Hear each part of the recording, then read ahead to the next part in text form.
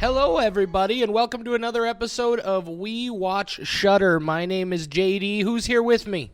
It's Michelle! Yay, Michelle! Yay! We're back for another episode of what I hope will someday be your favorite podcast. Maybe, I don't know. Talking about original and exclusive titles available on the streaming service Shudder for all of you horror and horror-adjacent fanatics out there. This week, we got a movie called Night's End. This one, a Shudder original. They put money into this. They helped pay for the production. I think this is the first Shudder original we've done. I think The Bunker Game and Spine of Night were both exclusives. Is that correct, Michelle? Yes. Excellent. Wait, or is it the other way around? You know what? It's not really that important. It's just a gimmick at the end of the day. It is a gimmick. That's all that matters. So I'm going to go ahead and tell you a little bit about this movie from the official Shudder website. We'll give you some spoiler-free thoughts and then tell you when you want to turn it off before you hear all the spoilers and all that fun stuff. So this one, Night's End, is the title of the film. When an anxious shut-in unwittingly moves into a haunted apartment, he hires a mysterious stranger to perform an exorcism. But things take a horrific turn in this stylish new chiller from acclaimed director Jennifer Reeder, a Shudder original. Michelle? Yes. Give us your spoiler-free thoughts on Night's End. Yes. My spoiler-free thoughts are that this movie looks like what sexual frustration feels like. They I kept trying really hard to get into it, but it felt like somebody had started having sex with me and then they decided, wait, no, this is tantric sex and we didn't discuss this beforehand. So it just kept stopping at the good parts. Do you want my rating? Yeah, I think that kind of... yeah. What did you rate this movie? Oh, God. I will give it 1.75 skulls. Oh, you're going to even go into the 3/4 fraction. Yes, because I want to give it a 2, but I can't even. But you also don't want to give it a 2. It has so many redeeming qualities, but the things that frustrated me so much that I had to really give it a low score. I'm so sorry to the creators.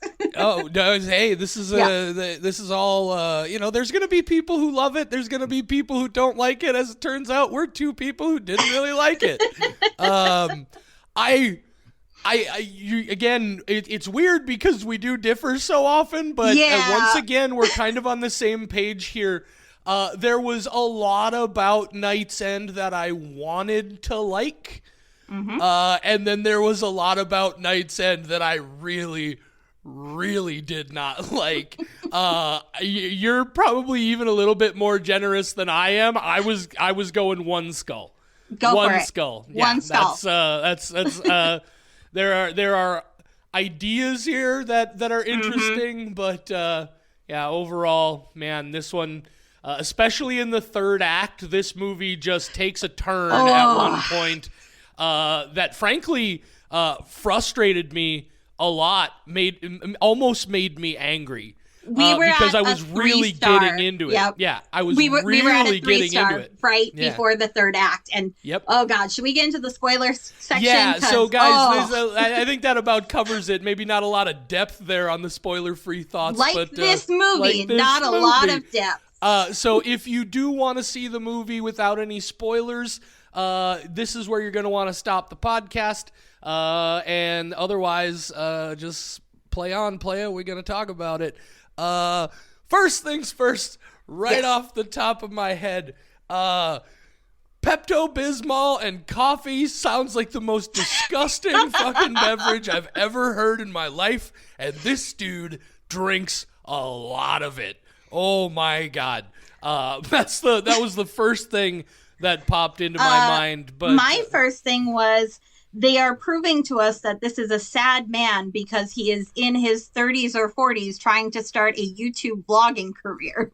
Right. That is the epitome of depression, and I know because I've done it. Yeah, so the movie starts out, there's this dude, like Michelle said, he lives by himself, and he is in the process of, like, he's just moved into a new apartment and he's blacking out all the windows with newspapers and clearly lives by himself. And he's got an entire kitchen that apparently consists of tomato soup and Pepto Bismol and coffee. And things in the freezer, just eggs and meat. He's got, well, what he has in the freezer is frozen dinners to put in the microwave, and then also frozen dead birds to do taxidermy with. He's got a taxidermy hobby which I want to be fair. Love that. I love it. That was part of what was getting me into it. The first half hour of this movie, the first act of it, I'm like, who is this weirdo? But also, like, what happened to him? Because there was clearly some non-specific event that happened that made him this incredibly neurotic, shut-in. He's moved away from his family and his friends. They mentioned casually that he lost a job. Clearly, something happened. And then the whole explanation you get is, oh, you remember when you had that nervous breakdown 2 years ago? And that's it. They don't tell us anything about it. They're just like, oh yeah, he had a nervous breakdown 2 years ago. It just gets thrown away.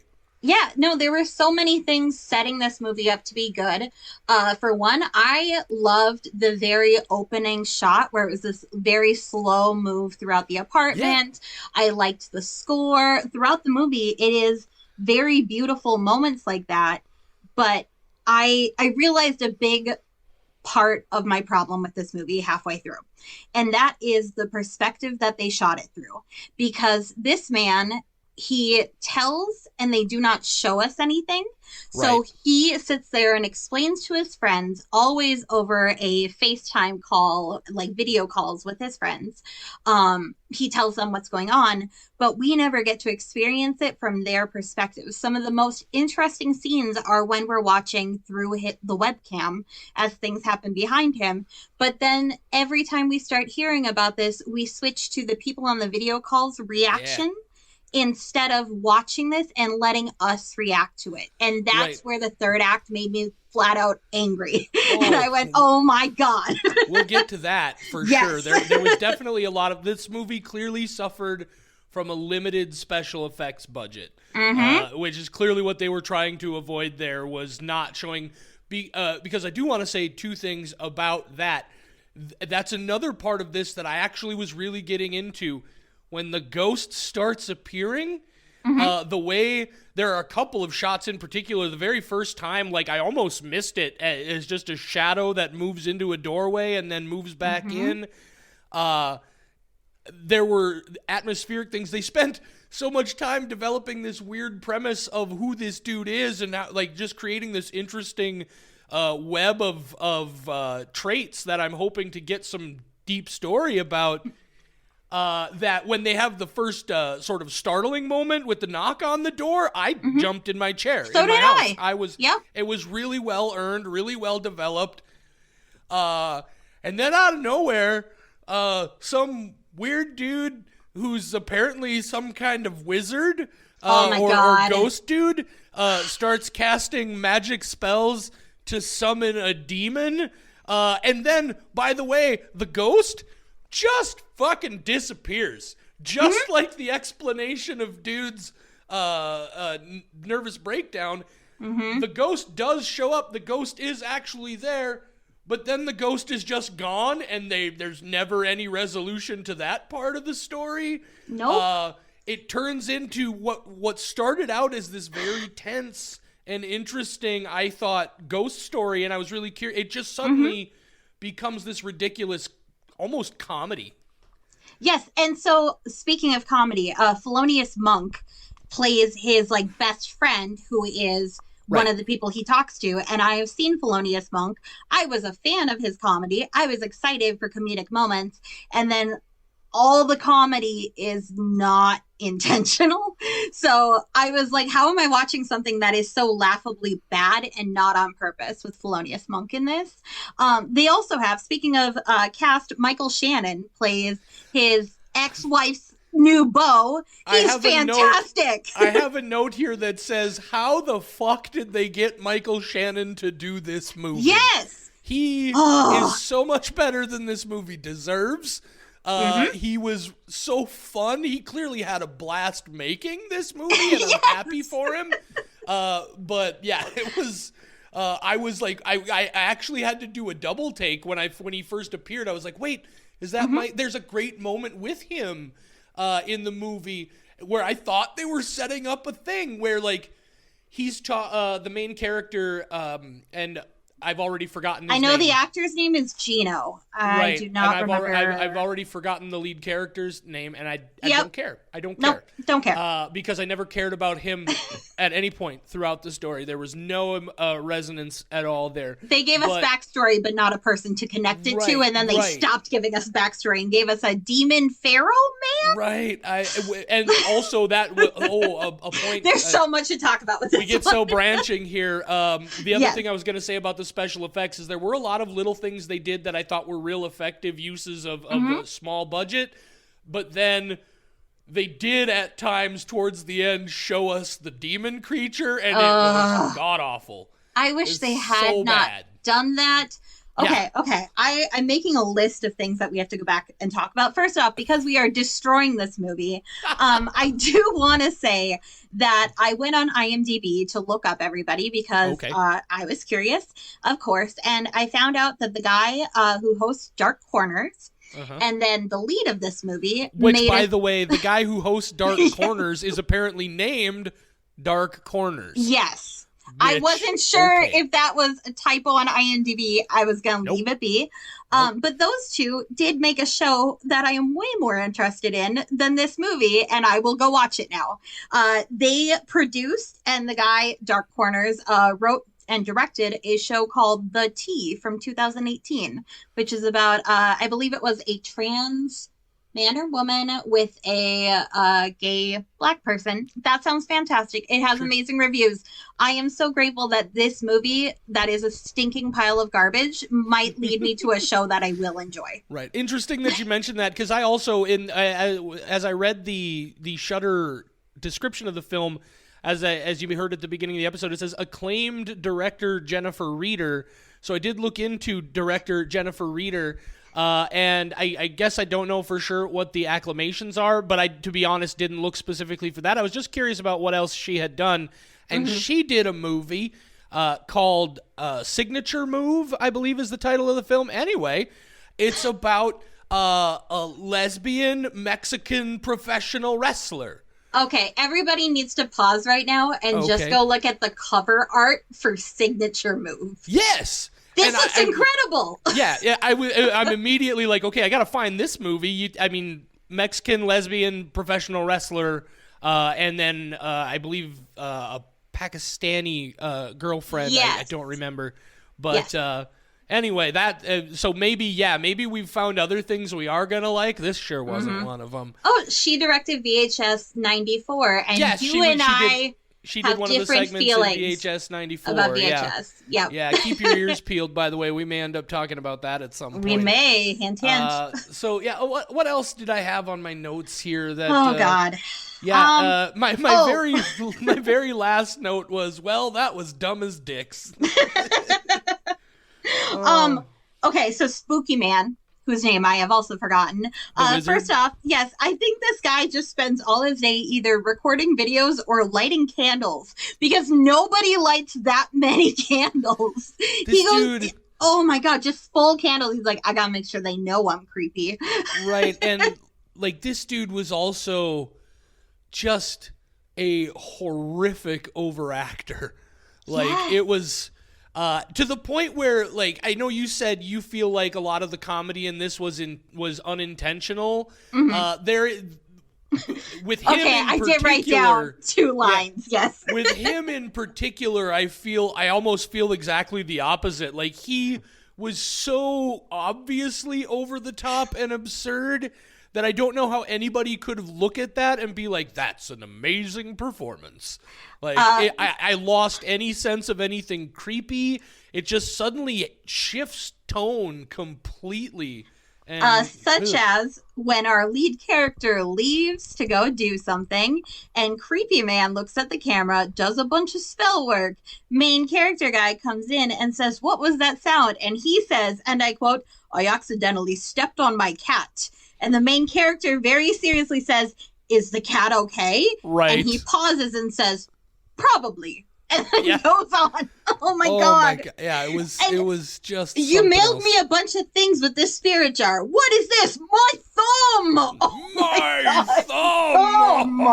Oh my god. It turned that corner, and I don't know what the screenwriter was thinking.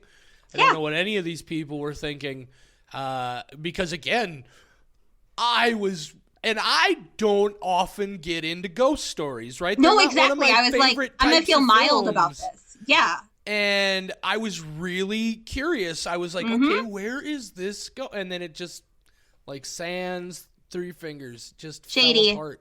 I realized they ghosted us. They took the story and they left. they did not inform us. They did. I was so into the camera work and the acting. I honestly did like it for the first half. I liked the main character. I know you said you didn't care, but I was into his backstory. I was fascinated by him as a human being. And then they just take all of that. I realized this is our third time doing a Shudder movie. Obviously, for our podcast, it's the third episode. All three of them, the ending is where it fell apart. Well, and it's interesting you mentioned that, because I've also been thinking about that a bit, and actually for me, in a lot of cases, you can tell, I feel, especially with horror movies, because so much of it is centered around mystery and tension and stress, and building that tension to a crux.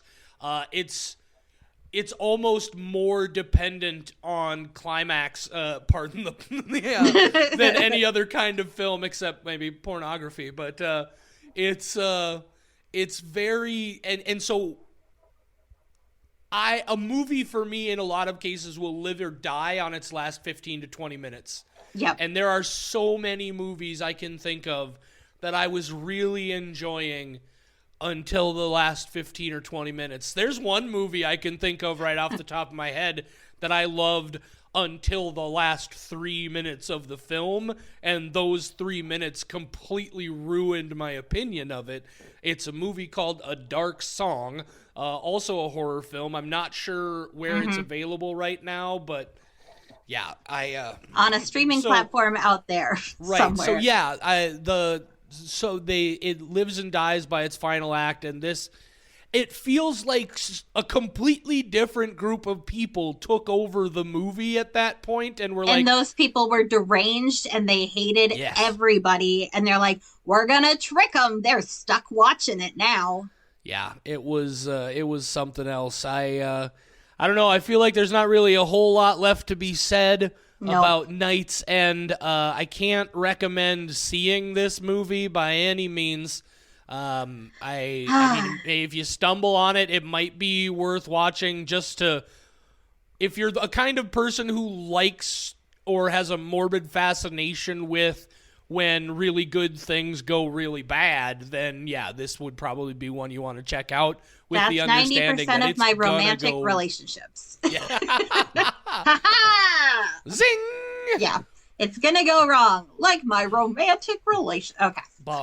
You're married. What are you talking about? I am. That doesn't mean that I did not have bad experiences before I trapped one.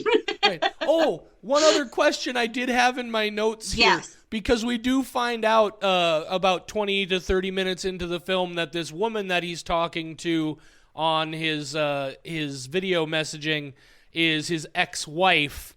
And I immediately thought, did this dude do weird, creepy taxidermy when they were married? Because that doesn't strike me as the kind of thing you take up after a nervous breakdown. Taping up your windows with newspapers, okay. Not leaving the apartment, okay. You don't take up taxidermy. So the note literally just says, was this dude this weird when they were married?